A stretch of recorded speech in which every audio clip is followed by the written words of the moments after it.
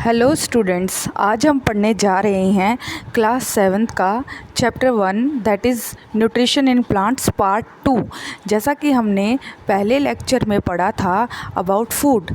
Food is made up of various components like carbohydrates, proteins, fats, vitamins and minerals etc. These components are called nutrients. In components को हम nutrients के नाम से भी जानते हैं। फिर हमने पढ़ा था different mode of nutrition. First of all, what is nutrition? Nutrition is a mode of taking food. भोजन लेने की प्रक्रिया को nutrition कहा जाता है। और न्यूट्रिशन के दो भाग होते हैं। For nutrition is of two types, autotrophic nutrition and heterotrophic nutrition. Autotrophic nutrition वो होता है जहाँ पर पौधे अपना खाना खुद बनाते हैं। हेटरोट्रॉफिक न्यूट्रिशन होता है जहाँ पर एनिमल्स दूसरे ऑर्गेनिज्म पर डिपेंड करते हैं अपने भोजन के लिए। तो सिंपल वर्ड्स में प्लांट्स को हम ऑटोट्रॉफ्स कह देते हैं और एनिमल्स को हेटरोट्रॉफ्स। उसके बाद हमने पढ़ा था फोटोसिंथेसिस के बारे में कि पौधे के अंदर खाना बनाने की प्रक्रिया को कहा जाता है फोटोसिंथेसिस। अब फोटोसिंथेसिस में हमने पढ़ा था कि भोजन पौधे के किस भाग में बनता है। तो हमने पढ़ा था कि बच्चों, leaves are the food factory of plants. Leave specially ऐसा पार्ट है पौधे का जहाँ पर खाना बनाने की प्रक्रिया पूरी होती है। The synthesis of food in plants occur in leaves. इसके अलावा खाना बनाने के लिए कुछ रॉ मटेरियल की भी आवश्यकता होती है और वो रॉ मटेरियल होता है water, carbon dioxide and minerals, और प्लांट्स इसको अपने सराउंडिंग में से लेते हैं। अब हमने पढ़ना है कि इन रॉ मटेरियल को कैसे फूड फैक्ट्री तक पहुंचाया जाता है। तो हमने पढ़ा था कि वाटर और मिनरल्स को एब्जॉर्ब करने का काम करती हैं रूट्स क्योंकि डायरेक्ट कांटेक्ट में होती हैं सोइल के, और हमें पता है सोइल के अंदर होता है पानी और मिनरल्स, और इन्हीं मिनरल्स और वाटर को रूट एब्जॉर्ब करती है। तो उसके अलावा हमने पढ़ा था अबाउट स्टोमेटा कि कार्बन डाइऑक्साइड प्लांट के अंदर कैसे जाती है। तो हमने पढ़ा था लीव्स की सतह पर छोटे छोटे पोर होते हैं। इन पोर्स को हम स्टोमेटा के नाम से भी जानते हैं, और कार्बन डाइऑक्साइड पौधे के अंदर इन्हीं स्टोमेटा के ज़रिए अंदर जाती है। अब थर्ड क्वेश्चन आता है कि रॉ मटेरियल्स तो प्लांट के अंदर चले गए, लेकिन वो for example water and mineral leaves तक कैसे पहुंचते हैं। तो students, water and minerals are transported to the leaves by the vessels. तो स्टूडेंट, एक नई टर्म यहाँ निकल के आई है, what is vessels. Vessels are pipes through which the water and mineral reach the root, stem, branches and the leaves. जैसा कि फॉर एग्ज़ाम्पल आप देखते हो आपके घरों में आपको अगर पानी ऊपर तक पहुंचाना होता है, फॉर एग्ज़ाम्पल आपके छत तक पहुंचाना होता है, तो आप पाइप्स का इस्तेमाल करते हैं। तो vessel are just like pipes which are present in the plants के अंदर ये पाइप की तरह अरेंज होते हैं, और जो पानी रूट्स के द्वारा एब्जॉर्ब किया जाता है वेसल्स उनको लीव्स तक पहुंचाते हैं। तो स्टूडेंट्स, आई होप आपको ये समझ में आ गया होगा। They form a continuous path और passage for the nutrient to reach the leaf. तो कंटिन्यूस पाथ मीन्स ये वैसे पाइप आपने देखा होगा, अगर आपके घर की जो आपने पानी पहुंचाना है छत तक, अगर आपकी पाइप में कुछ भी छेद हो जाता है तो वो पानी ऊपर तक नहीं पहुंच पाता। इसी तरह वेसल्स क्या है, पूरी तरह से सीधी डायरेक्ट पहुंचती हैं लीव्स तक। बीच में कोई भी भाग इस वेसल्स जो हैं बीच में इसका कोई भी भाग कहीं से कटा नहीं होता, और ये कंटिन्यूस पैसेज होता है जो सीधा लीफ तक पानी पहुंचाने का काम करता है। You will learn about transport of material in plant in chapter 11। हम वेसल्स के बारे में डिटेल में आने वाले चैप्टर, जो कि चैप्टर 11 है, ट्रांसपोर्ट ऑफ मटेरियल्स के अंदर पढ़ेंगे। तो स्टूडेंट्स, पहली wants to know what is so special about the leaves that they can synthesise food but other parts of the plant can not. तो पहली के दिमाग में क्वेश्चन आता है कि भाई ऐसा क्या है पौधों की लीव्स में जो उन्हें भोजन बनाने में हेल्प करता है। तो स्टूडेंट्स इसका आंसर यहाँ पर आता है कि the leaves have green pigment called chlorophyll and it helps leaves to capture the energy of the sunlight. तो यहाँ पर आप ये बात ज़रूर अपने दिमाग में ध्यान से रख लेना कि लीव्स के अंदर एक ग्रीन पिगमेंट होता है। पिगमेंट जिसे हम क्लोरोफिल कहते हैं, और पिगमेंट मतलब जो कलर प्रोवाइड करता है। और ये क्लोरोफिल कैसा कलर प्रोवाइड करता है? ग्रीन कलर का। इसी वजह से सभी पेड़ पौधे हमें ग्रीन कलर के दिखाई देते हैं। It helps leaves to capture the energy of the sunlight. और यही पिगमेंट सनलाइट जो सन से निकलने वाली एनर्जी है उसको कैप्चर करते हैं, और वो एनर्जी इन रॉ मटेरियल को, जो कि हमने पढ़ा है कार्बन डाइऑक्साइड एंड वाटर को, कन्वर्ट कर देती है केमिकल एनर्जी में। और वो केमिकल एनर्जी क्या है? कार्बोहाइड्रेट, जो कि पौधे में एज अ फूड बनता है। This energy is use to synthesise food from carbon dioxide and water. Since the synthesis of food occur in the presence of sunlight, it is called photosynthesis. तो student यहाँ से एक term निकल कर आई है कि ये खाना बनाने की प्रक्रिया सनलाइट की प्रेजेंस में होती है, इसी वजह से इसको बोलते हैं फोटोसिंथेसिस। फोटो मीन्स लाइट और सिंथेसिस मतलब टू कंबाइन। और यहाँ पर किसका कॉम्बिनेशन हो रहा है? यहाँ पर हो रहा है कार्बन डाइऑक्साइड एंड वाटर का। और क्या नया प्रोडक्ट बन रहा है? यहाँ बन रहा है carbohydrate. So we find that chlorophyll, sunlight, carbon dioxide and water are necessary to carry out the process of photosynthesis। तो स्टूडेंट्स आप यहाँ से एक शॉर्ट क्वेश्चन आंसर भी बना सकते हैं कि name the different raw material which is necessary for photosynthesis. तो first is chlorophyll, second is sunlight, third carbon dioxide and fourth is water. It is a unique process on the earth. यह एक बहुत ही unique प्रक्रिया है जो अर्थ पर पाई जाती है, क्योंकि यह सिर्फ परफॉर्म होती है पौधों के द्वारा ही। The solar energy is captured by the leaves and stored in the plant in the form of food. यह सूर्य की एनर्जी पौधे ही कैपेबल होते हैं, जिनके द्वारा इस सोलर पौधे ही कैपेबल होते हैं जो इस सोलर एनर्जी को कन्वर्ट कर देते हैं फूड की फॉर्म में। The sun is the ultimate source of energy for all living organisms. तो सन ही है जो सभी ऑर्गेनिजम्स को जिंदा रखने में मदद करता है। तो कहीं ना कहीं इस sun is responsible for our survival, क्योंकि अगर प्लांट्स नहीं होंगे, अगर सन नहीं होगा तो प्लांट्स अपना भोजन नहीं बनाएंगे, और प्लांट्स अपना भोजन नहीं बनाएंगे तो हम भी अर्थ पर सर्वाइव नहीं कर पाएंगे। तो कहीं ना कहीं सबसे अगर देखा जाए main source is the sun. Can you imagine the earth in the absence of photosynthesis? क्या आप फोटोसिंथेसिस के बिना अर्थ पर, पृथ्वी पर जीवन को की कल्पना कर सकते हैं? In the absence of photosynthesis there would not be any plant. जैसे कि मैंने आपको पहले बताया है कि फोटोसिंथेसिस नहीं होगी तो प्लांट्स भी नहीं होंगे। The survival of almost all living organisms directly और indirectly depend upon the food made by plants. और सभी जीवित ऑर्गेनिजम्स है वो कहीं ना कहीं डायरेक्टली और इनडायरेक्टली किस पर डिपेंड करते हैं? प्लांट्स पर। तो जीवन अगर है पृथ्वी पर तो कहीं ना कहीं पौधों की वजह से, और पौधे किस पर डिपेंड करते हैं? सन एनर्जी पर। तो sun is the ultimate source of energy. तो स्टूडेंट्स यहाँ से क्वेश्चन ये भी निकल कर आता है, why sun is called ultimate source of energy. तो इसका आंसर आप यहाँ इस पैराग्राफ में आपको मिल जाएगा। तो students, besides oxygen which is essential for the survival of all living organism is produced during photosynthesis। तो स्टूडेंट्स, फोटोसिंथेसिस में हमें फूड के अलावा मिलती है ऑक्सीजन, और सभी जानते हैं कि oxygen is necessary for the human beings, because जो हमें सांस लेने के लिए जो गैस चाहिए वो होती है ऑक्सीजन। ऑक्सीजन हमारे शरीर के अंदर जाती है और कार्बन डाइऑक्साइड बाहर आती है, और यही कार्बन डाइऑक्साइड पौधे अपना खाना बनाने के लिए यूज़ करते हैं। तो कहीं ना कहीं प्लांट और एनिमल एक दूसरे पे इंटर डिपेंडेंट हैं। तो in the absence of photosynthesis life would be impossible on the अर्थ। तो कह सकते हैं कि अगर फोटोसिंथेसिस नहीं होगी तो जीवन पृथ्वी पर संभव नहीं है। तो स्टूडेंट्स, आई होप आपको ये पैराग्राफ समझ में आ गया होगा। तो let's begin with the cell. You have seen that buildings are made up of bricks. जैसे कि आप जानते हैं घर बनाने के लिए ईंटों की ज़रूरत होती है। Similarly the body of living organism are made up of tiny units called cells. इसी तरह लिविंग ऑर्गेनिजम्स की जो बॉडी होती है वो छोटी छोटी इकाइयों की बनी होती है। छोटी छोटी इकाई मीन्स जैसे घर बनाने में एक ईंट की ज़रूरत है, ऐसे ही हमारी बॉडी में जो स्मॉलेस्ट यूनिट है जो मिलकर हमारी बॉडी को बनाती है, उस स्मॉलेस्ट यूनिट को हम सेल्स के नाम से भी जानते हैं। Cells can be seen only under the microscope. अब आप कहोगे हमें हमारी बॉडी में सेल्स तो कहीं पर दिखाई ही नहीं देते।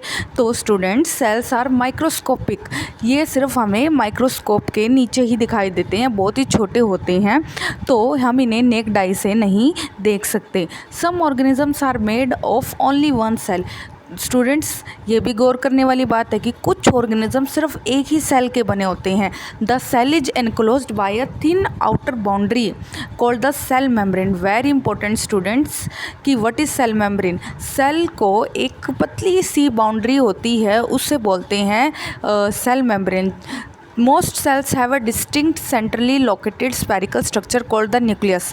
अब सेल के अंदर भी आपको एक अलग से मोटी सी स्ट्रक्चर दिखाई देती है जिसे हम न्यूक्लियस के नाम से जानते हैं। यह न्यूक्लियस हमारे लिए बहुत ही ज़रूरी होती है स्टूडेंट्स, इसकी जो इम्पोर्टेंस है आपको आने वाली क्लासेस में पता लग जाएंगी।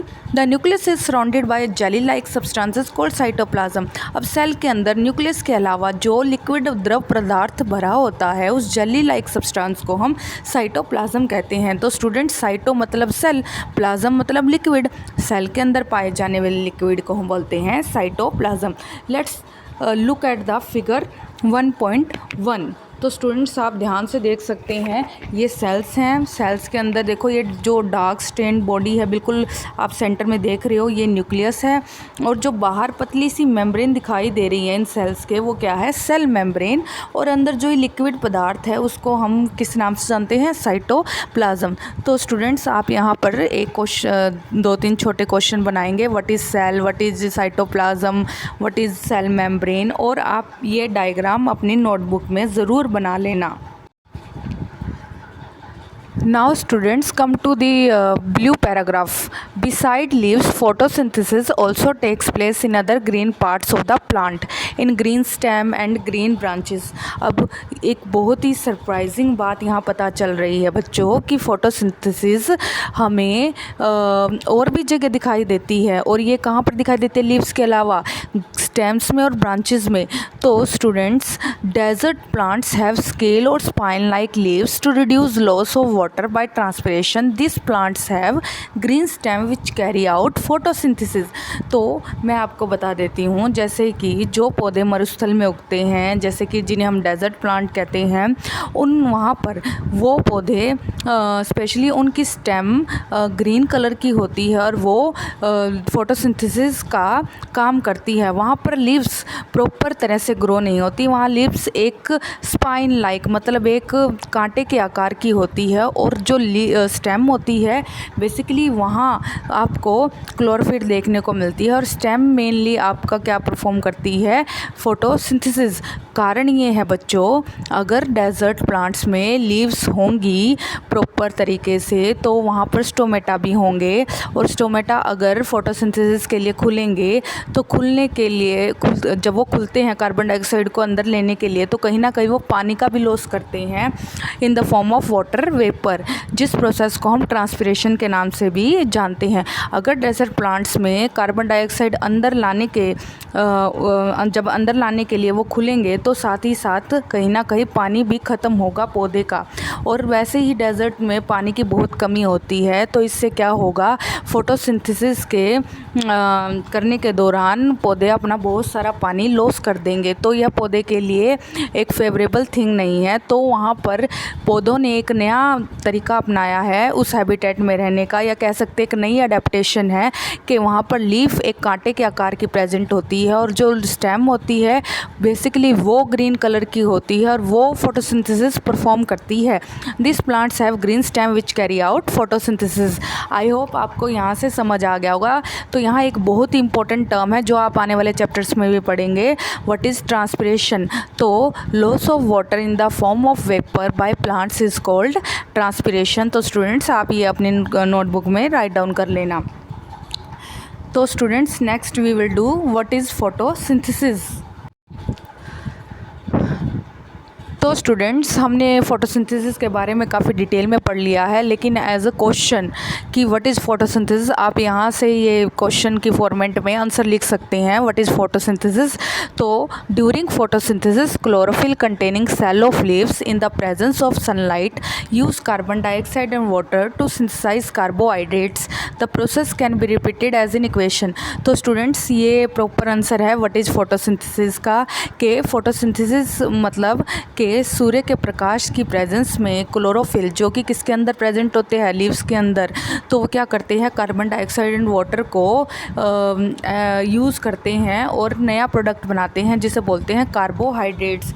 और इसको एक इक्वेशन के द्वारा रिप्रेजेंट किया गया है, carbon dioxide plus water in the presence of sunlight chlorophyll what gives carbohydrate plus oxygen. हमें प्रोडक्ट क्या मिलते हैं, कार्बोहाइड्रेट और ऑक्सीजन। ठीक है स्टूडेंट्स, और आपको इस क्वेश्चन के साथ जो डायग्राम बनाना है वो बनाना है फिगर 1.3। जैसा कि आप फिगर में देख सकते हैं कि एक आपको प्लांट दिखाई दे रहा है जो मिट्टी के अंदर, जिसकी जड़ें मिट्टी के अंदर दिखाई दे रही हैं। वो जड़ें क्या करती हैं, वो रूट्स वाटर एंड मिनरल्स को एब्जॉर्ब करती हैं और वहाँ से पानी वेसल्स के ज़रिए कहाँ तक जाता है, लीव्स तक। और लीव्स में क्या प्रेजेंट है, स्टोमेटा, जो कार्बन डाइऑक्साइड को अंदर लेते हैं और ऑक्सीजन को बाहर छोड़ रहे हैं। तो लीव्स के अंदर क्या प्रेजेंट है, क्लोरोफिल। और ये सारी प्रोसेस किसकी प्रेजेंस में हो रही है, लाइट एनर्जी।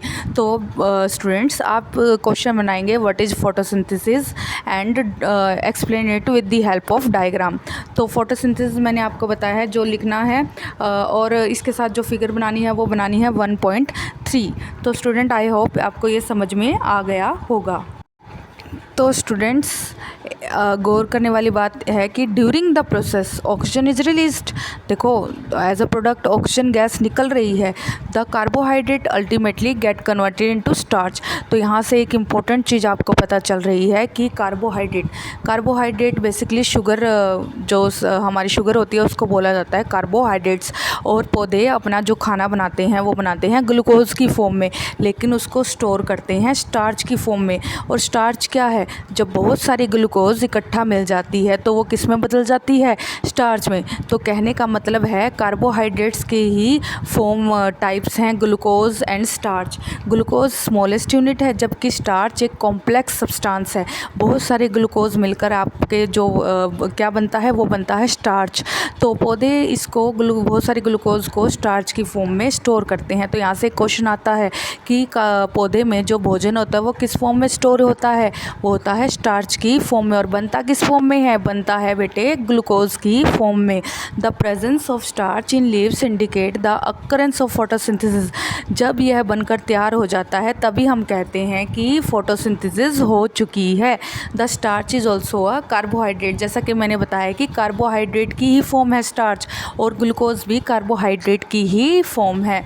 एक glucose is the smallest structure whereas starch is a complex structure, जो कि बहुत सारी ग्लूकोज से मिलकर बनी है। तो Boojho has observe some plants with deep red, violet और brown leaves. He wants to whether this leaves also carry out photosynthesis. तो स्टूडेंट्स, भुजो ने बहुत तरह के पौधे देखे हैं, आपने भी देखे होंगे शायद। कोई बिल्कुल लाल रंग का है, कोई पर्पल कलर का है, किसी की ब्राउन रंग की लीव्स हैं। तो बच्चों, उनकी लीव्स तो ग्रीन नहीं है, फिर क्या उनमें फोटोसिंथेसिस होती है? तो इसका आंसर ये है कि यस, फोटोसिंथेसिस सभी पौधों में होती है। पर यहाँ पर मैंने बात की थी पहले, जैसे पिगमेंट क्या होते हैं, जो कलर प्रोवाइड करते हैं। यहाँ पर क्लोरोफिल जो पिगमेंट है वो बहुत ही कम मात्रा में है, और अदर पिगमेंट ज़्यादा हैं जो स्पेशली डिफरेंट कलर्स को रिप्रेजेंट करते हैं। तो जो डीप रेड कलर को रिप्रेजेंट कर रहा है पिगमेंट, वो शायद उस रेड वाले पौधे में ज़्यादा है, इसी वजह से वो डीप रेड दिख रहा है। वायलेट कलर का जो पिगमेंट है वो ज़्यादा है, इस वजह से वो पर्पल दिख रहा है। तो स्टूडेंट्स, ग्रीन कलर का जो क्लोरोफिल है वो सब में अवेलेबल होता है, पर कई बार दूसरे पिगमेंट ज़्यादा होते हैं तो क्लोरोफिल अपने आप को शो नहीं कर पाता। इस वजह से वो हमें डिफरेंट टाइप ऑफ लीव्स भी देखने को मिल जाती है, पर क्लोरोफिल भी वहाँ पर प्रेजेंट होता है लीव्स के अंदर और वो कैपेबल होता है फोटोसिंथेसिस करने के लिए। तो हम कह सकते हैं यस, जो हमें कलरफुल लीव्स दिखाई देती है वहाँ पे भी फोटोसिंथेसिस होती है। आई होप आपको यह समझ में आ चुका होगा। तो स्टूडेंट्स आज के लिए इतना ही, और जो मैंने आपको क्वेश्चंस बताए हैं, डायग्राम्स बताए हैं, वो आप कर लेना और आपको आपका होमवर्क एज अ वर्कशीट मिल जाएगा और आप इन सभी क्वेश्चंस के आंसर फाइंड आउट करके अपनी नोटबुक में राइट डाउन कर लेना। धन्यवाद।